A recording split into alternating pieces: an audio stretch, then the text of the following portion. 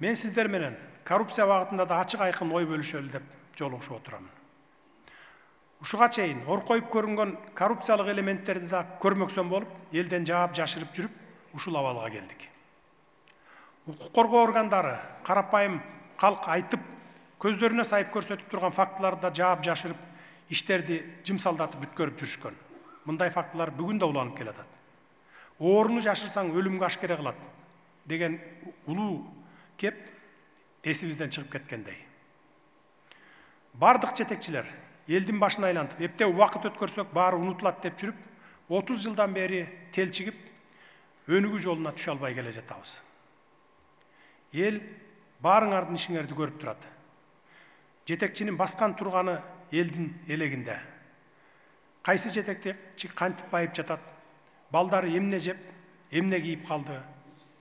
Мындай жөнөкөй суроолор ар бириңерди ойлондурушу керек.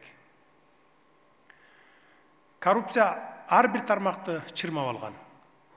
Мунун баары мамлекеттик органдардын, мамлекеттик муниципалдык кызматкерлердин жөнөкөйүнөн тартып, башчысына чейин чиеленишип кеткен коррупцияга малынгандыгынан кабар берет. Жаңы келген адамдын да башын айлантып, аны коррупцияга аралаштырып салган схемалар түзүлгөн. Биз ушулардан арылып жатабыз. Көрүп жатасыңар, мен кыйынмын деп жүргөн мамлекеттик чоң кызматтарда иштеген канчалаган адамдар камалып, келтирилген зыяндардын ордун толтуруп жатышат. Бул силерди коркутуу сөздөр эмес. Бул элдин качантан бери коюп келген талабы. Мисалы, бир эле улуттук коопсуздук мамлекеттик кызматынын антикоррупциялык кызматы коррупцияга каршы күрөшүүдө 2020 жылдын октябрынан баштап ушул күнгө чейин мамлекетке келтирилген зыяндын эсебинен 7,5 миллиард сомду кайтарды. Коррупция боюнча кандай гана кооз документтерди, стратегияларды кабыл албайлы, аны менен системалуу күрөш болбосо иш алдыга жылбайт.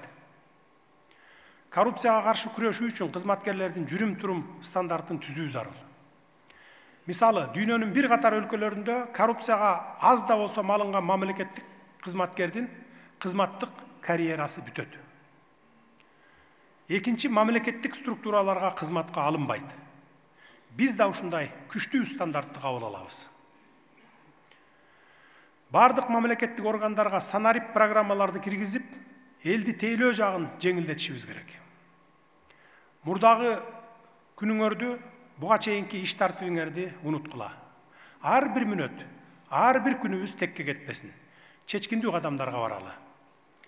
Ишиңердин натыйжасын кыска мөөнөттүн ичинде көрсөткүлө. Жыйындын урматтуу катышуучулары, Кыргыз Республикасында 17 миңден ашык өкмөттүк эмес уюмдар каттоодон өткөн. Бирок сиздер билгендей, көп учурларда өкмөттүк эмес уюмдар ашыкча саясатташканын байкоого болот. Бизде саясий коопсуздук суроолорун жараткан маселелерди ушул чөйрөдөн көрө алабыз. Ушуга байланыштуу коммерциялык эмес уюмдар жөнүндө мыйзамга быйылкы жылы Жогорку Кеңеш тарабынан киргизилген өзгөртүүлөрдү колдодум. Жарандык коомдун бардык институттары менен мамлекет өз ара аракеттенип, мамлекетибиздин бекемделишине, өсүп өнүгүшүнө багытталган иш чараларды өткөрүп, өнөктөш катары иш алып баруусу абзел. Ал эми мамлекеттүүлүгүбүзгө саясий коопсуздукка кедергисин тийгизген уюмдар менен мыйзам чегинде тиешелүү иштерди алып барабыз. Өзүңүздөргө белгилүү, бүгүнкү күндө өлкөдө 80ден ашуун этностун өкүлдөрү жашайт. Бул этникалык көптүрдүүлүк биздин байлыгыбыз. Биз аны сактап, ынтымакта бирдиктүү улут катары өнүгүүгө жагымдуу шарттарды түзүшүбүз керек. Бирок этникалык чөйрөнү тар саясий кызыкчылыкта пайдаланган учурларга жол берилип, 2010 жылдагы каргашалуу ийин окуяларынын чыгып кеткенин жакшы билебиз. Азыр деле этникалык негизде жарандарды саясатка тартууну кадимки адатка айландырган саясатчыларыбыз жок эмес. Мындай жагдай этникалык чөйрөнү саясатташтырып, жиктешүүнү күчөтүп, элдин биримдигине өз кедергисин тийгизип келет. Ошондуктан Ички иштер министрлиги Улуттук коопсуздук мамлекеттик комитетин мындай көрүнүштөрдүн алдын алып, тиешелүү ыкчам чараларды көрүүгө тапшырамын. Айрыкча шайлоолор учурунда абалды тыкыр көзөмөлгө алыңыздар. Жогоруда айтып өткөн маселелер бардык көйгөйлөрдү камтыбайт. Мен болгону өлкөдө бүгүнкү күнү орун алган негизги гана көйгөйлөргө токтолдум. Ал эми жарандардын жашоо шарттарынын сапатын жогорулатуу, өлкөбүздө социалдык экономикалык багытта орун алган көйгөйлөрдү комплекстүү чечүү максатында Кыргыз Республикасынын 2026 жылга чейин өнүктүрүү программасы тууралуу жарлыкка кол койдум.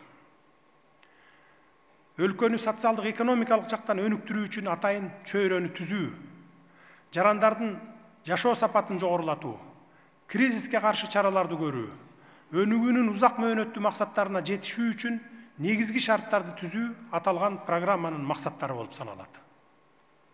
Ошондой эле бул программа төмөнкү негизги көрсөткүчтөргө жетишүүнү көздөйт. Экономикалык өсүштүн реалдуу темпин жыл сайын орточо алганда 5% деңгээлде камсыз кылуу. Ички дүң продукциянын көлөмүн калктын жан башына алганда кеминде 1500 АКШ долларына жеткирүү. Жумушсуздуктун деңгээлин 5%га чейин төмөндөтүү. Чет элдик тикелей инвестициялардын жыл сайын келүүсүн кеминде ички дүң продукциянын 13% өлчөмүнө жеткирүү. Мамлекеттик тышкы карызды ички дүң продукциянын 60%-нан ашырбай кармоо. Адамдын өнүгүү индекси боюнча Кыргыз Республикасынын рейтингин 5%-га жакшыртуу. Глобалдык атаандаштык индекси боюнча Кыргыз Республикасынын рейтингин 10 позицияга жакшыртуу жана калктын жакырчылыгын 20%-га төмөндөтүү.